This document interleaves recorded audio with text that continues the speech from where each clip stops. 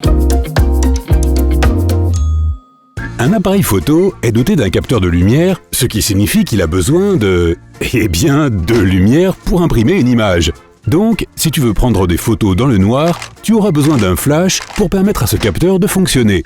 Il existe un autre type d'appareil qui peut capturer une lumière invisible à l'œil nu, mais il a besoin d'une batterie plus grande qui ne peut pas être installée dans les smartphones classiques.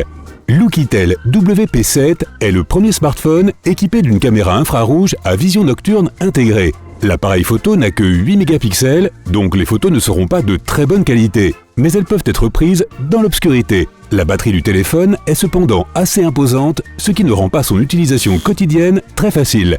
Le premier appareil photo intégré à un téléphone se trouvait sur le Kyocera VisualPhone VP210. Il a été fabriqué en 1999 au Japon et permettait de prendre des vidéos et des photos. La caméra n'avait que 0,11 mégapixels et ne pouvait traiter que 2 images vidéo par seconde. Mais qu'importe, c'était la première vidéo jamais filmée sur un téléphone. Même les appareils bon marché d'aujourd'hui sont beaucoup plus puissants que les ordinateurs les plus puissants du passé, à tel point que ton téléphone a 1,5 million de fois plus de mémoire que tous les ordinateurs qui ont envoyé le premier homme sur la Lune. Nos téléphones ressemblent de plus en plus à des ordinateurs et de moins en moins à des téléphones. Et tout comme les PC, nos téléphones deviendront eux aussi évolutifs et modulaires. Le premier pas a été fait par Google en 2016. Ils ont voulu fabriquer un téléphone composé de différents blocs, appareil photo, écran, batterie, et l'ont appelé Projet Ara. Lors du Mobile World Congress en 2019, nous avons découvert que les portables à clapet allaient de nouveau être à la mode. Mais pas les vieux flip phones avec un petit écran et un clavier d'hier. Non, la version 2.0 sera à la fois un smartphone et une tablette, transformables l'un dans l'autre au moyen d'un écran flexible que l'on pourra plier. LG a également présenté un smartphone avec un écran flexible, le LG G Flex. Et ce n'est pas sa principale caractéristique. Ce téléphone peut également régénérer sa couverture comme la peau humaine. Les fibres de polycarbonate réparent les rayures et les cassures. Certes, il ne peut pas se régénérer complètement, mais il peut réparer de petites zones endommagées. Le Changhong H2 est un téléphone qui sait ce que tu manges et quels sont les médicaments dont tu as besoin. Il possède un capteur spécial qui peut scanner ta nourriture et t'indiquer sa composition chimique. C'est comme un petit laboratoire qui peut te rendre la vie plus facile et prendre soin de toi. Parfois, l'interface pour jouer sur son portable n'est vraiment pas top, de sorte que tu ne peux pas profiter de ton jeu comme tu le voudrais. Sony a créé le Xperia Play pour résoudre ce problème. Il te suffit de faire glisser ton écran et tu auras alors une petite console de jeu qui t'aidera à battre tous tes rivaux dans n'importe quel jeu. Les petits écrans peuvent également être inconfortables pour les joueurs, mais le Samsung Galaxy Beam est équipé d'un petit projecteur. Il peut montrer des films, des photos, des jeux ou des documents à tes amis et collègues. Tout ce dont tu as besoin, c'est de ton téléphone et d'un mur plat.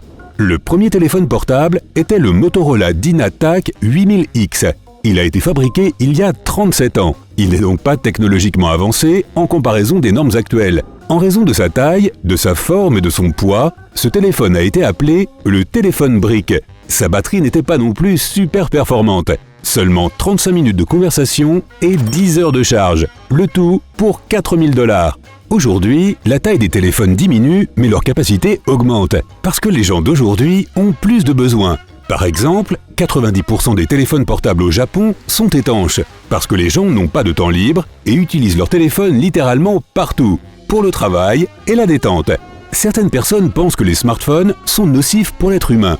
Il existe même un véritable sport en Finlande. Les gens jettent leur téléphone et participent à des compétitions dans différentes catégories. Cette idée n'est pas si nouvelle, elle a déjà 20 ans et organise maintenant les championnats mondiaux et nationaux. Pourtant, les smartphones nous permettent de nous connecter avec n'importe qui dans le monde et ne peuvent donc pas être qualifiés d'inutiles. Rien qu'aux États-Unis, 6 milliards de SMS sont envoyés chaque jour. Cela représente environ 2,27 billions de messages par an. La raison pour laquelle certains téléphones deviennent plus gros est que nos appareils deviennent toujours plus sophistiqués. Les smartphones d'aujourd'hui sont capables de prendre des photos et des vidéos de qualité professionnelle, de traiter de nombreuses données et de télécharger des tonnes d'informations. Ces fonctionnalités ont une incidence sur la taille d'un smartphone, comme elles nécessitent des processeurs puissants et plus d'énergie. Il existe aujourd'hui 5 fois plus de smartphones que de PC. En effet, il est plus facile de discuter avec un ami par téléphone que d'aller sur un PC pour écrire un email et attendre une réponse. Et dans ton téléphone, tu as ton calendrier, tes documents et tout ce dont tu as besoin juste là, dans ta poche. Plus de 275 millions de smartphones ont été vendus au cours du premier trimestre 2020. C'est plus que le nombre de personnes au Japon et en Russie réunis, et presque autant qu'aux États-Unis. Les smartphones font partie des produits les plus populaires sur le marché actuellement.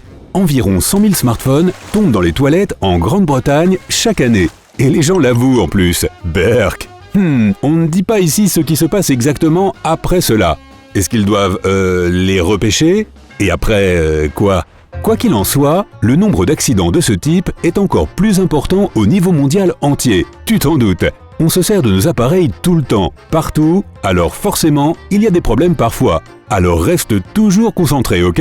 Les gens regardent leur téléphone tout le temps, juste pour vérifier l'heure ou lire leurs notifications. Mais à quelle fréquence? L'utilisateur moyen déverrouille son téléphone environ 110 fois par jour. Mais certains le font jusqu'à 900 fois par jour. C'est autant que le nombre de fois que nous clignons des yeux par heure. Environ 47% des utilisateurs de smartphones aux États-Unis déclarent qu'ils ne peuvent pas vivre sans leur téléphone. Ce n'est pas surprenant, car nos téléphones savent tout de nous et de nos passions. Ils se sont convertis en nos assistants personnels, toujours là quand on en a besoin. En plus, nos téléphones ne consomment pas beaucoup d'énergie. Par exemple, ton iPhone a besoin de moins d'$1 par an pour rester chargé. C'est comme si tu n'avais besoin que d'une tasse de café une fois par an pour rester réveillé. Jaloux? Pour environ 25% de la population mondiale, le téléphone est l'unique source d'accès à Internet. Et plus nos téléphones deviennent aussi puissants que les ordinateurs, plus ces chiffres vont augmenter. En 2025, ce chiffre atteindra 76%. L'iPhone n'est pas le téléphone le plus acheté. Il s'agit du Nokia 1100, qui est le téléphone le plus vendu de notre histoire. 250 millions de téléphones ont été vendus par Nokia. Et personne ne peut rivaliser avec ces chiffres de vente. D'autant plus que ces téléphones ne sont plus disponibles à l'achat. Le modèle d'iPhone le plus vendu est le 6 et le 6 Plus, 220 millions. Bien entendu, si l'on additionne tous les modèles de ce type de téléphone au fil des ans, Apple a vendu 2,2 milliards d'iPhone depuis leur mise sur le marché. Cela représente un quart de la population mondiale actuelle et il semble que notre population va croître plus lentement que le taux d'achat des iPhones. Dans 5 à 6 ans, il pourrait y avoir plus de 8 milliards d'iPhone. L'iPhone, le plus cher jamais vendu dans le monde, valait 15 millions de dollars. Il était fabriqué à partir de 135 grammes d'or 24 carats et son boîtier contenait 600 diamants blancs. C'est la valeur d'environ 15 îles privées sur l'océan Pacifique, sauf que tu peux le tenir dans une seule main. Le premier téléphone portable avec GPS était le Benephone ESC et il a été conçu comme un téléphone d'alerte. Il a été lancé en 1999 par Benephone et ne pouvait être utilisé qu'en Europe. Mais ce téléphone d'alerte a jeté les bases d'un GPS dans les smartphones du monde entier. Il y a 2,5 fois plus de smartphones actifs à Hong Kong qu'il n'y a de propriétaires de smartphones. La population de Hong Kong est de 7,5 millions d'habitants et pourtant il possède 17,4 millions de smartphones. Il est donc normal d'avoir plus de 2 smartphones si tu vis à Hong Kong. Dans le monde entier, il y a 6,8 milliards de personnes et 5,16 milliards d'entre elles possèdent au moins un smartphone. Il est difficile de trouver une personne qui n'utilise pas du tout de smartphone et il sera presque impossible de le faire dans quelques années. Si tu as appris quelque chose de nouveau aujourd'hui, alors mets un like à cette vidéo et partage-la avec un ami. Et voici d'autres vidéos que tu devrais apprécier. Il te suffit de cliquer à gauche ou à droite et de rester du côté sympa de la vie.